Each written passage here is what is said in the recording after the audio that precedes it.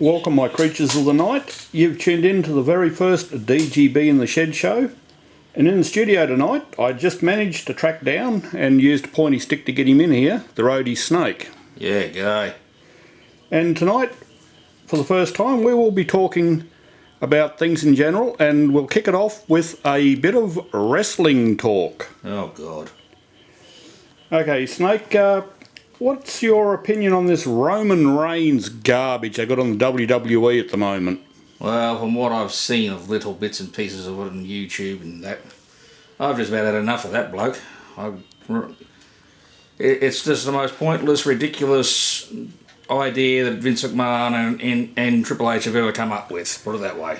Yeah, and what gets me too, Snake, is the fact that a lot of people don't seem to realise he is not the chief, the head of the table. He never was, he never can be, never will be. In fact, the head of the table... Not until the Rock himself passes away, and that won't be for a very long time. Exactly, mate. That's what I was just about to say. The actual head of the table, the tribal chief, is The Rock, old Dwayne Johnson. Yes, because his father, Rocky Maivia, was the proper tribal chief at one stage before his passing. Yes, and that was the simple fact that his mother, The Rock's mother, was an actual born princess. And I mean, as for his father, Seeker, yes, Seeker in his right was a chief, I think, but not the one that the Roman Reigns is going around pretending he is. Exactly, because the chief is The Rock, and it will be until he dies.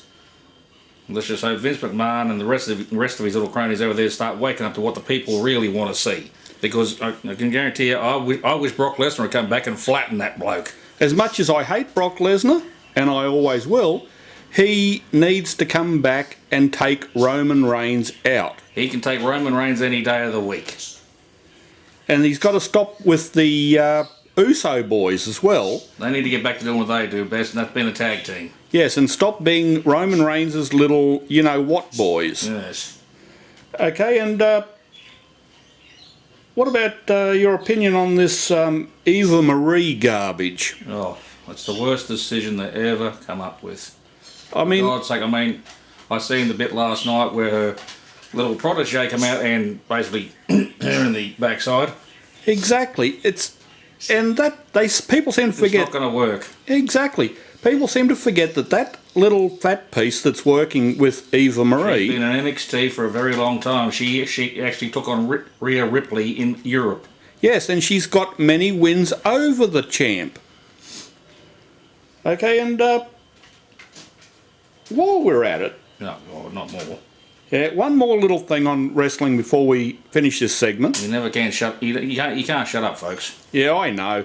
It comes from having a little brother like that. Thank God he's... You keep going, and I'm going to go down. I'm going to go down to my jeep and get that steel bar.